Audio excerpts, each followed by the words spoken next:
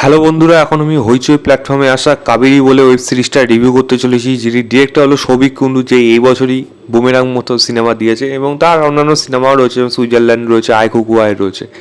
তো কেমন হলো এই ওয়েব সিরিজটা? লিডে রয়েছে হলো পাওলি দাম, সঙ্গে সৌরভ চক্রবর্তী এবং অন্যান্য আর্টিস্টরা রয়েছে। বিয়াস ধর বলে মেয়েটি রয়েছে এই সিরিজটার মধ্যে। গল্পটা যদি এখানে ছোট্ট করে বলি, পাওলি দামের হাজবেন্ড, তারপর মানে সৌরভ চক্রবর্তী ক্যারেক্টার, এটা কোনো লোকানো ব্যাপার না, ট্রেলারের মধ্যেই ছিল যে তাকে খুব অ্যাবিউজিভ একটা হাজবেন্ড প্রচণ্ড মারে, শর্ট টেম্পার বা টেম্পার ইস্যু আছে বলা যায়, অ্যাঙ্গার ইস্যু যেটা বলে সেটা আছে।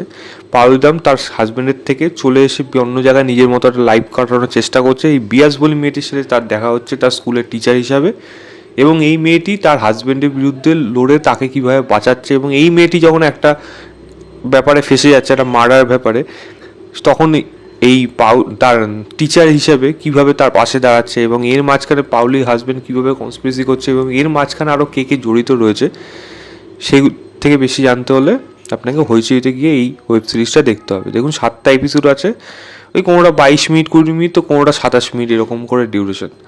তো 3 ঘন্টার মধ্যেই এই শোটা কিন্তু মোটামুটি শেষ হয়ে যাবে। তো কেমন হলো যদি জিজ্ঞেস করেন, দেখুন কিছু জিনিস আছে, জিনিসটা আমি বলবো এই সিরিজটার মধ্যে অ্যাটলিস্ট আইডিয়া ওয়াইজ ভালো। যেমন এর গল্পের যে আইডিয়াটা, সেখানে একটা এই পুজোর সময় একটা নারীর লড়াই বা বলা যায় একটা মহিলার লড়াই, এরকম অ্যাবিউজিভ হাজব্যান্ড এবং সেরকমই লোকদের বিরুদ্ধে, তো সেরকম একটা আইডিয়া যখন নিয়ে আসছে, তখন সে আইডিয়াটাকে আমি ভালো বলতে পারি, বা একটা লড়াইকে আমি ভালো বলতে পারি, কিন্তু তখন ভালো বলতে পারি না যখন সেটা দেখতে কোনোভাবে অনুভব করা যায় না, মানে খুবই বাজেভাবে সেটাকে স্টেজিং করা হয়, খুব বাজেভাবে সেটাকে লেখা হয়, তখন আর সেগুলো অনুভব মধ্যে আসে না, যেটা এই সিরিজটার মধ্যে হয়েছে। সেরকমই গল্পের আইডিয়া বা বলা যায় যে মহিলার যে লড়াই, সেটা কিন্তু ভালো লাগবে। এবং যদি আমি বলি কিছু অভিনয় যদি বলি, তাহলে বলবো পাওলি দামের কিছু জায়গার অভিনয় আমার ভালো লেগেছে, কিছু জায়গার অভিনয় আমার ভালোও লাগেনি। বিয়াস বলে যে মেয়েটি প্রথম নামে ভালো হলো, মনে হলো যে বেশ ভালো একটা স্ট্রং ক্যারেক্টার সে পেয়েছে, কিন্তু তার ক্যারেক্টারটা খুব ভালোভাবে এখানে লেখা না। সৌরভ চক্রবর্তীর ক্যারেক্টারটা তো অদ্ভুতভাবে লেখা, সেটা নিজের মতো চেষ্টা করেছে, তবে সেটা যথেষ্ট না, কারণ রাইটিং লেভেলে এই গল্পটার মধ্যে কিছু ছিল না, মানে ক্যারেক্টার ডেভেলপমেন্ট লেভেলে খুবই বাজে রয়েছিল।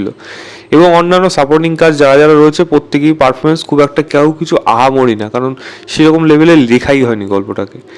এবং যে গল্পটা যেরকম শেষ করা হয়েছে, সেই দিকে বলবো একটা মানে হ্যাপি এন্ডিং হিসাবে, বা বলা যায় একটা একটা ভালো উদ্দেশ্যমূলক বা একটা নারীর লড়াই, সেখানে নারী জিতছে কি না জিতছে, বা যদি জেতে তার লড়াইটা কতটা, এবং তার মধ্যে কি কি বুদ্ধির খেলা খেলাতে হচ্ছে, সেরকম একটা দেখানোর চেষ্টা করা হয়েছে। সেই চেষ্টাটাকে আমি ভালো বলতে পারি, বাট সেই স্টেজিং ওই যা বললাম সেগুলোকে ভালো বলতে পারি না। এছাড়া সিরিজটার মধ্যে কোনো কিছুই সেরকম কিছু আমার ভালো মনে হয়নি। প্রথম কথা হলো, একটা অ্যাবিউজিভ হাজব্যান্ড যখন হচ্ছে, কি করে হলো সে অ্যাবিউজিভ হাজব্যান্ড, কেন সে কেন এরকম করে, অ্যাঙ্গার ইস্যু তার কি ছোটোবেলার থেকে, তার বিয়ের আগে এবং বিয়ের পরে তাদের মধ্যে কি মুহূর্ত ছিল, সেইগুলো এখানে উল্লেখ করা নেই। পাওলি দামের ক্যারেক্টারটা কেন তাকে সাইকিয়াট্রিক বলা হচ্ছে, কেন তার প্রতি এরকম অ্যাবিউজিভ হচ্ছে, এবং তার আগে প্রথম থেকে বিয়ের পর থেকে কি তাই সে এরকমই ছিল, এবং তার প্রপার ব্যাখ্যাও কিন্তু এই গল্পটার মধ্যে নেই। এই যে মেয়েটির কথা বলছে বিয়াসি ক্যারেক্টারটা, সে যেভাবে ইন্ট্রোডিউস করা হলো ঠিক আছে, কিন্তু তার মধ্যে একটা শর্ট টেম্পারের ব্যাপার আছে। সেই শর্ট টেম্পারটা কেন? একটা বাচ্চার যদি শুধু বাবা এবং মা, যে কেউ হোক, যদি ছোটোবেলাতে না মারা যায়, মানে তাকে দেখেনি, তারা প্রত্যেকেই শর্ট টেম্পার হবে, এটা একটা অদ্ভুত ধরনের কারণ, এটা আমার মনে হয় না বিলিভেবল। তাই এগুলোকে প্রপারভাবে লেখার প্রয়োজন ছিল গল্পের মধ্যে। পলিটিক্যাল একটা মন্ত্রী শঙ্কর দেবনাথ এখানে রয়েছে, শঙ্কর দেবনাথ একটা জায়গা রয়েছে গালাগালি দিয়ে সৌরভ চক্রবর্তীকে অনেকগুলো কথা বলে, একটা জায়গা বিশেষ করে লাগে, মানে সৌরভ চক্রবর্তী বন্দুকটা এরকম ধরেছে, তখন শঙ্কর চক্রবর্তী একটা গালাগালি দিয়ে কথা বলে, ওই জায়গাটা আমার বুকে একটু হাসি এসে গেছিলো। শঙ্কর দেবনাথের যদি কথা বলি, সে কিন্তু তার পারফরমেন্স চেষ্টা করেছে করার মতো, তবে তার কথার মধ্যে ওয়েব সিরিজ কন্টেন্ট হিসেবে গালাগালি বেশি ইউজ হয়েছে। তাই তারও ক্যারেক্টারটা যে ভালোভাবে লেখা হয়েছে, প্রথমত লেখাই হয়নি। চন্দন এবং এত ভালো একজন অভিনেতা, তাকে এখানে স্পেস দেওয়াই হয় না, এত বাজেভাবে ওই ক্যারেক্টারটাকে লেখা হয় মন্ত্রীর পিএ হিসাবে বা কিছু।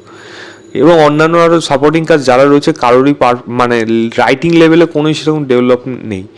একটা এরকম ঘটনা ঘটছে, সেখানে সিসিটিভিগুলো নাকি কাজ করছে না, সেটা নিয়ে কোর্টের মধ্যে প্রপার ব্যাখ্যা, কোর্টের কথা আবার আসা উচিত। কোর্টে একটা কোর্ট ড্রামা রয়েছে, যেখানে বিদিতা চক্রবর্তী রয়েছে, সেই কোর্ট ড্রামাটাও কোনোভাবে কনভিন্সিং না, বিলিভেবলই না একেবারে।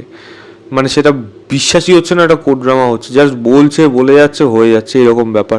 এবং সেখানে প্রপার এভিডেন্সের কোনো উল্লেখ নেই, মানে যা যা রয়েছে সেগুলো কখনো একটা কোড ড্রামা যেরকম হওয়া উচিত সেরকম কোনোভাবেই এখানে হয়ে ওঠে না।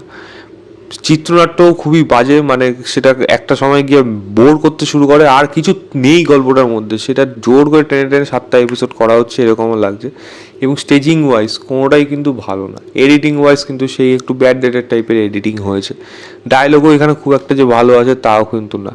এবং ক্লাইম্যাক্সে যেটা বললাম, দেখানোর যে চেষ্টা করা হয়েছে যে একটা এরকম লড়াইতে সে একজন মহিলার লড়াই কীভাবে লড়ছে, কিন্তু সেটাও যে খুব একটা বেশি মানে চ্যালেঞ্জিং বা বলা যাক সেটাও যে খুব বেশি ভালো লাগবে তাও কিন্তু হয়ে উঠতে পারে না এই সিরিজটা। আরও অনেক জিনিস রয়েছে এই গল্পটার মধ্যে যেগুলোকে নিয়ে খারাপ আলোচনা করা যায়, মানে খারাপ দিক হিসাবে আলোচনা করা যায়, কারণ গল্পের রাইটিং লেভেলই প্রথম থেকেই খারাপ ছিল। কোনোভাবে কোনো জায়গার সিন উতরে ওঠে না, মানে আমরা অনেকটা মনে হচ্ছে যে আমরা স্টেপ জাম্প করে দেখছি, বারবার যেন এই ঘটনাটা ঘটে গেছে, একই জিনিস বারবার রিপিট হচ্ছে এবং এছাড়া আলাদা কিছু নেই। এবং এই ক্যারেক্টারগুলোরই হয়তো এমন অনেক দিক আছে বা অনেক ইতিহাস আছে যেগুলো আমাদের কাছে অজানা থেকে গেছে, যার জন্য এই সিরিজটা কোনোভাবেই কনভিন্সই হয় না। এবং এই কাবেরী ক্যারেক্টারটা, মানে পাউলি দামের ক্যারেক্টারটা, সেটাও যে খুব একটা বেশি অডিয়েন্সকে ভালো লাগবে সেটাও আমার অ্যাটলিস্ট মনে হয়নি। আমার কাছে এই সিরিজটা একটা বিলো অ্যাভারেজ সিরিজ, পোটেনশিয়াল ছিল কাজটার মধ্যে ভালো হবার, বাট দুঃখের বিষয় সেটা হয়নি এবং এটা কিছু করার নেই এতে। আমি এই সিরিজটাকে ম্যাক্সিমাম 1.5 কি 2 দেবো, আউট অফ 5 বলবো। যদি দেখার ইচ্ছা হয়েছে গিয়ে দেখুন, দেখে জানাবেন আপনাদের কেমন লাগলো। তো এই ছিল আমার ওভারঅল রিভিউ কাবেরী বলে ওয়েব সিরিজটা। ভিডিওটা ভালো লাগলে লাইক, শেয়ার এবং চ্যানেলটাকে অবশ্যই সাবস্ক্রাইব করে দেবেন। বাই।